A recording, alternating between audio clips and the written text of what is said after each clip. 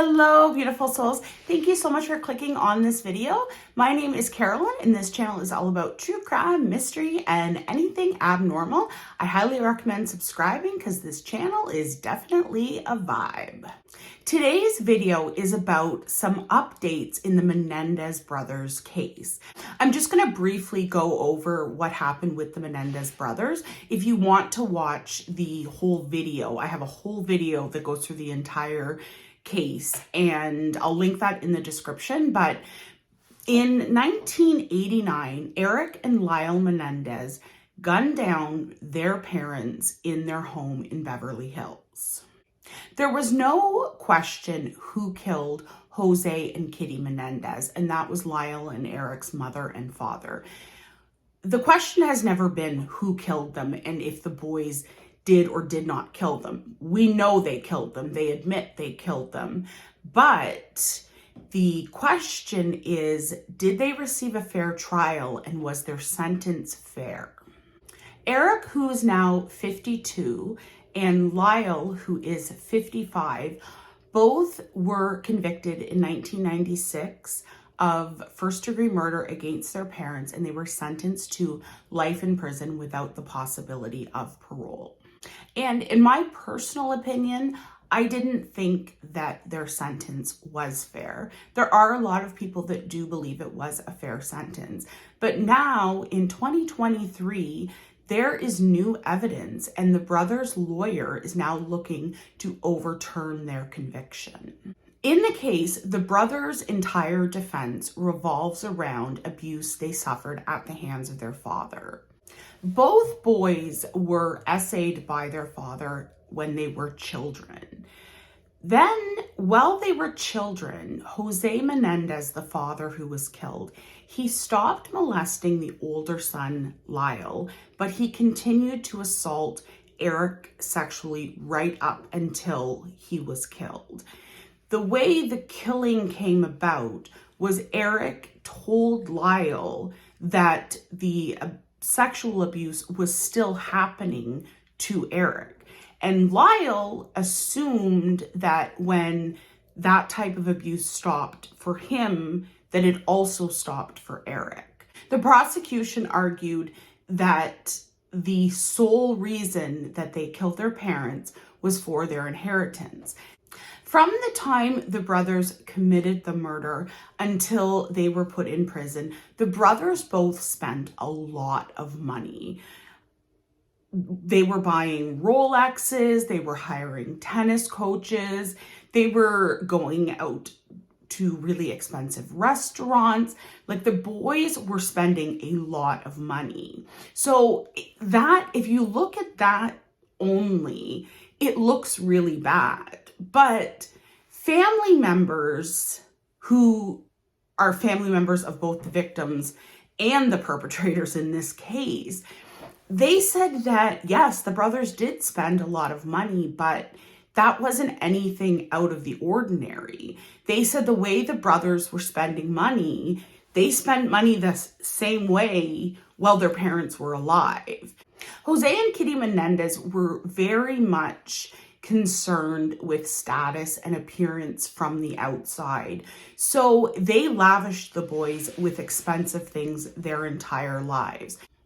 Family members said the spending the brothers were doing after the murders, it wasn't any different than the spending they were doing before the murders. And there are still a lot of people who very firmly believe that the brothers did do this for financial reasons, because there was a lot of money that they stood to inherit, millions. The Menendez brothers ended up having 2 trials. Their first trial came back as deadlocked between first-degree murder and manslaughter. They then had a second trial, and they were both convicted of first-degree murder and sentenced to life in prison without the possibility of parole. But the evidence presented in the 2 trials was drastically different. In the first trial, the defense really was allowed to present their defense that the boys did this out of fear and because of the abuse that they had suffered at the hands of their father.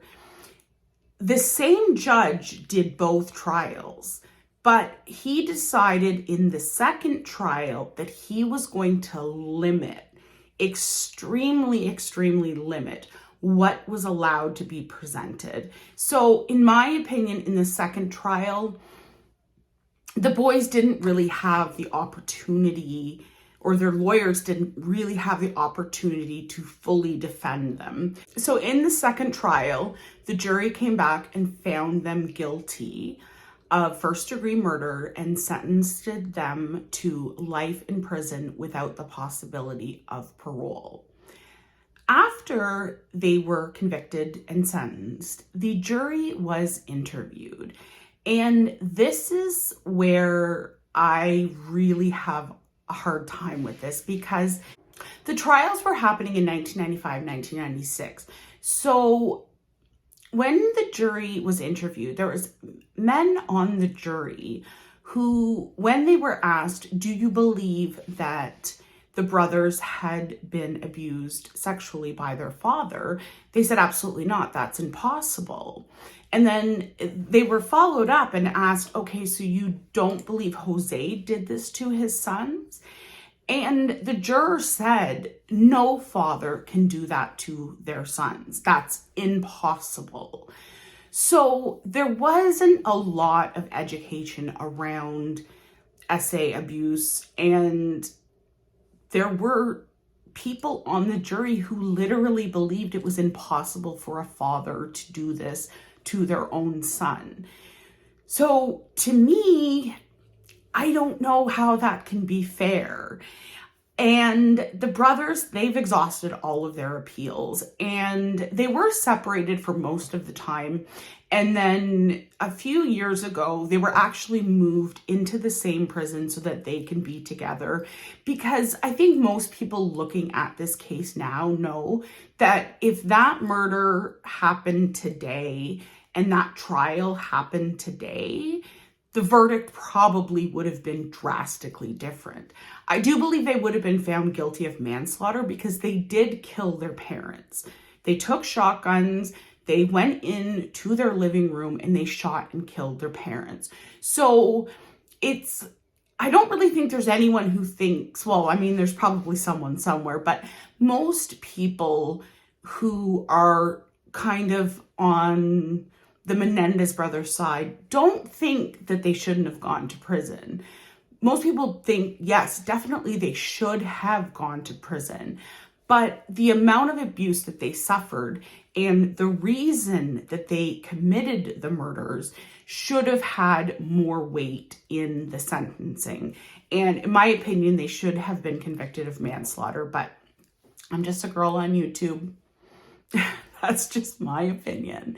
But everyone kind of thought this case was done because they've exhausted all their appeals. So the only thing that could change was if new evidence came out. And two really big pieces of new evidence have been discovered. And this is how their lawyers are now trying to get their conviction overturned. So let's talk about the two pieces of evidence that have been newly discovered. So the first piece of evidence is a letter that Eric, who is the younger brother, who was still being essayed by his father up until the killings. He had written a letter to his cousin 8 months before the murder, telling him about the essay. And he had told the cousin about the essay before. The cousin that this letter was written to, he passed away. So this letter was just discovered when other family members were going through some of his belongings. He died years and years ago, and they had boxes of some of his belongings, and one of his family members found this letter. So I'm going to read the letter to you. It says, I've been trying to avoid Dad. It's still happening, Andy. Andy's the cousin. But it's worse for me now. I can't explain it. I never know when it's going to happen, and it's driving me crazy. Every night I stay up thinking he might come in. I need to put it out of my mind. And the reason this letter is so significant is that the prosecution always denied that the brothers were SA'd, and they always claimed that the brothers didn't tell anyone about the abuse until after the murders to cover up for the murders. But that was not true. There were 2 other family members who were told about the abuse, but they were children, so nobody had gone to the police. So the brothers' attorney made a statement, and this is referring to the new evidence. And the attorney said, the new evidence not only shows that Jose was a very much a violent and brutal man who SA'd children, but it strongly suggests that in fact, he was still abusing Eric as late as December 1988, just as the defense had always argued.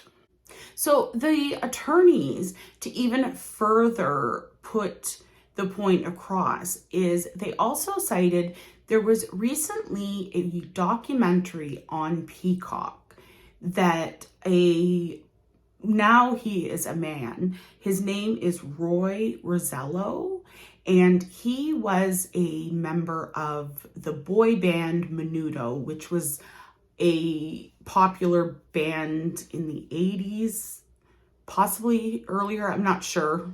Menudo's a bit before my time, but they were a boy band. So this man, Roy Rosello, he was in this band as a child, and he made the allegation in this documentary when he was 14 years old. Jose Menendez had brought him to his home.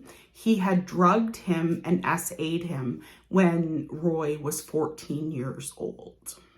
And Jose was a music executive at RCA Records, which is the record company that the boy band Menudo was signed to. And these are allegations because this just is something that he revealed very recently in this documentary. I haven't seen the documentary, so I don't know if it's good or not, but I might check it out actually. But so Jose was never convicted of this, but it gives a lot more weight to the belief that he was SAing his own son. So the Menendez brothers' lawyer says because of these 2 new pieces of evidence, it warrants reopening the case. And the statement that the lawyer made was, to resolve this case, jurors had to decide a single critical question: was Jose molesting his sons? The attorneys write in the court document, jurors making this determination did not know of Eric's letter to his cousin Andy, and they did not know that Jose had previously R-worded a 14-year-old boy. As a result, the attorneys argue that the brothers are being unlawfully imprisoned. If it is decided to reopen this case, I think probably what will end up happening is that the brothers will probably plead guilty to manslaughter and time served and be released from prison. That is what I've always believed would happen if anybody ever was to reopen this case. That's what I always have thought would happen, because it's a very different time than when this trial happened. People are very aware that there is SAA to children by their parents. It's unfortunately something that at the time when this happened, people just really were very ignorant on the subject. And it was just because it was something simply that was not talked about. And it was something that definitely was not believed, and especially against males. Females, I don't think were treated much better, but males specifically during that time, if they were to bring up any types of allegations like this against anyone, I don't know that they necessarily would have been believed, because people just generally didn't believe these things happened. And unfortunately, we now know these things happen quite often. So as of right now, there has not been a decision made yet to whether or not they're going to reopen the case or what will happen with it. But I'm very passionate about the Menendez brothers. And I really think that they should be let go, especially at this point. I think they have served way more time than they needed to. I do believe they should have gone to prison. I think maybe 20 years, possibly 25, in my opinion. I would love to know your opinion and if you think that this will get reopened and actually looked at again, or what you think their sentence should be. Should they be let out of prison, or should they be locked up for life as they are sentenced right now? I'd really love to know what you guys think about this. And I know that this was kind of a short video, and I did do an entire video on the Menendez brothers. I'm going to link it in the description. So if you're not familiar with the case, or you want to go back and listen again to find out all the information, I'll link it in the description box below. So I really appreciate you guys being here. I hope you are all doing amazing, and I will see you in the next one.